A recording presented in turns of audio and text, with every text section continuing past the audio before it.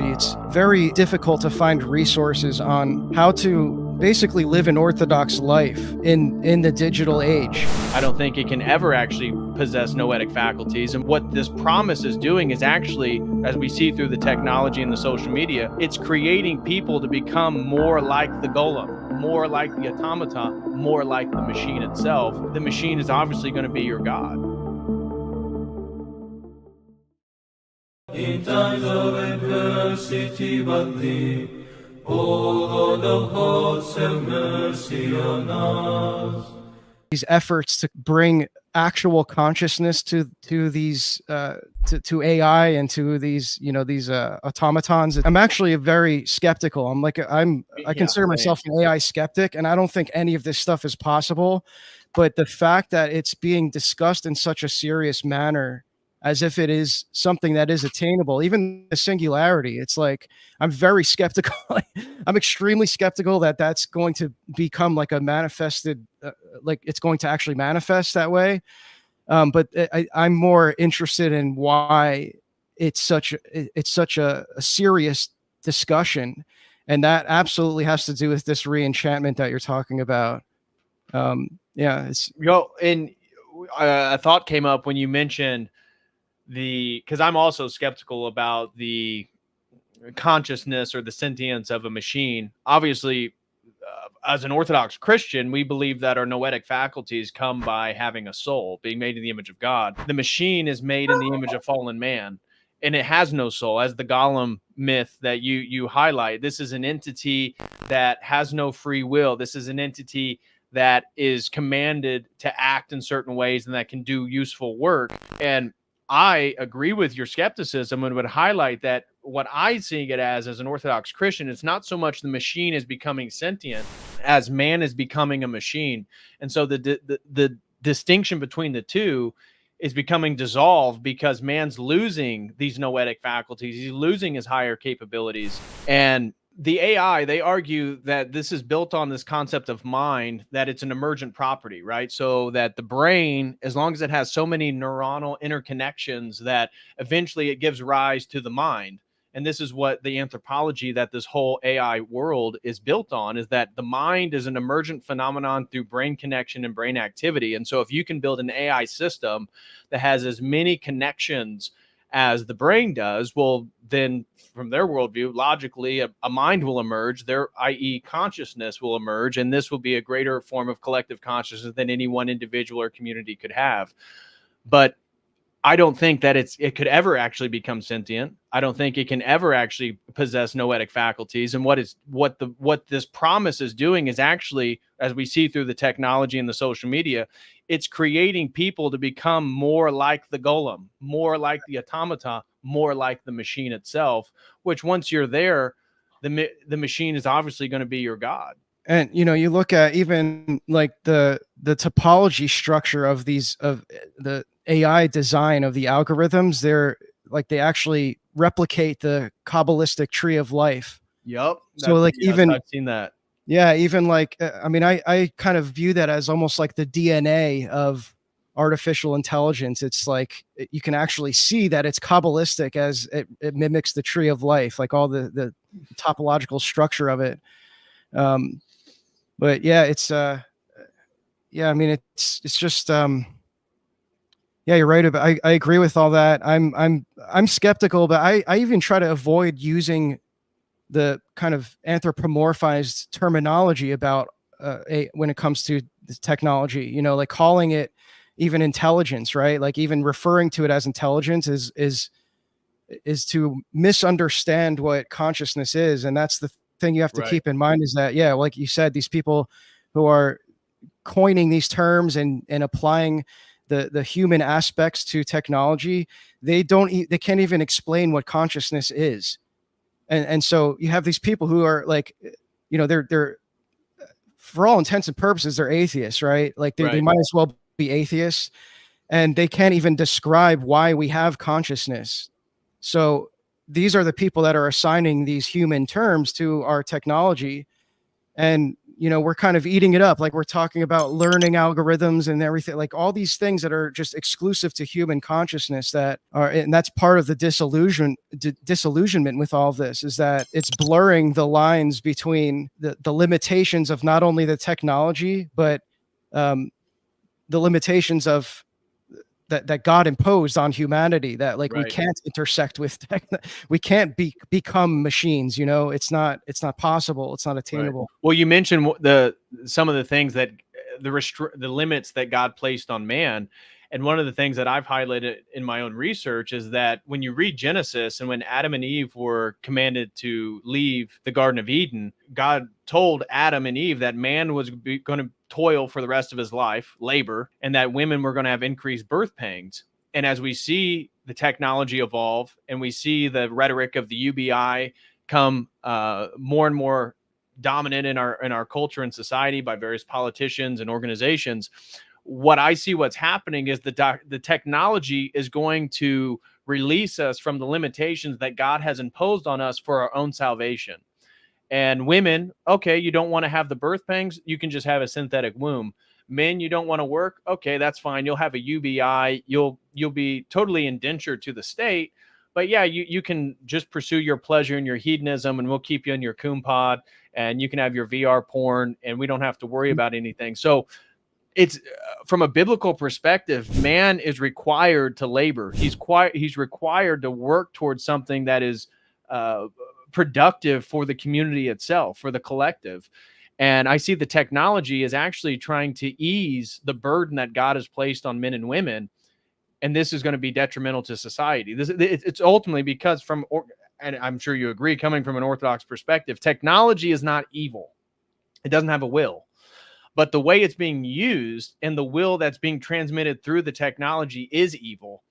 And this is a degradation. And this is why I titled it Cybernetic Satan. It ultimately is, when we talk about the inversion of the world and we want to talk about the Democrats, no, this is larger. This is a spiritual reality. And because people themselves are losing the image of God, that which is being transmitted and utilized by the technology becomes more and more evil, because the people using it are becoming more and more evil, whether they're conscious of it or not. Yeah. I mean, this is something that I really was trying to wrap my mind around when I was taking kind of a deep dive into technology and trying to understand it from an Orthodox perspective, because even, you know, just especially with digital technology, it's very difficult to find resources on how to basically live an Orthodox life in the digital age. And this is something I came across a lecture series by Father Josiah Trenum, which is excellent. I highly recommend it. You can get it on canonic.xyz. And it's like a 7-part series, I believe. And he even in the beginning kind of introduces it as like, he even says, he's like, look, he's like, I took very much care with this lecture series because there isn't any patristic insights as to how to like synthesize this, to digital technology in a modern Orthodox worldview. And so we really don't have, like, we're all kind of like new to this. Like we're all trying to make sense of it and how to live with it. And so Father Josiah Trenum, one of the parallels to that he draws, which is kind of tying into what you're just saying about how it's, technology isn't evil in itself, but it also comes with a trade-off, and it's also biased, right? So there's no, like, every single technology has an embedded bias that was infused in it by its creator. Right. And this ties into Plato's dialogue with Phaedrus, which I'm sure you're familiar with. Like he, he actually goes before.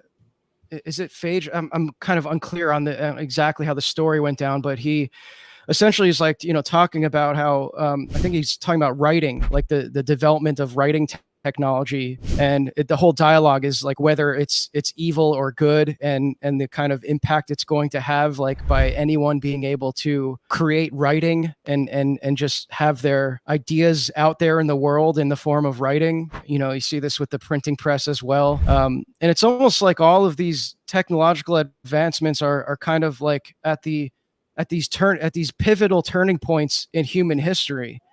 I mean, the printing press itself, it's like you can kind of put a marker in the printing as the printing press as an innovation, right, in how humans just even learned and interacted with content and with knowledge. And you know, there's obviously a whole debate about that. It's like, was the printing press good or bad, right? It's like, well, both kind of. You know, it basically unleashed mass confusion into the world, and removed the control of the church on knowledge. You know, it was the before that, the monasteries were kind of the central hubs of knowledge, the repositories of all the knowledge. And so now the printing press just released it into the world and just gave every individual the power to now put their ideas out there and make them a reality. And in a sense, that's kind of a form of magic in the way that we're talking about it in Roger Bacon's definition, right? Where it's like right. an alteration of reality. Right. And the manipulation of language, which you could say is information. I mean, that's what a magic ritual is. That's what an incantation is. Knowing the name of the demon you want to conjure is part of the magical ritual in which you have control over it. So yeah, the Gnostic, and again, Eric Davis's technosis, the whole point is that technology really does have an underpinning of a Gnostic spirituality, that information is somehow going to set us free. And when you're talking about the printing press, I think, you know, there's both good and negatives with it.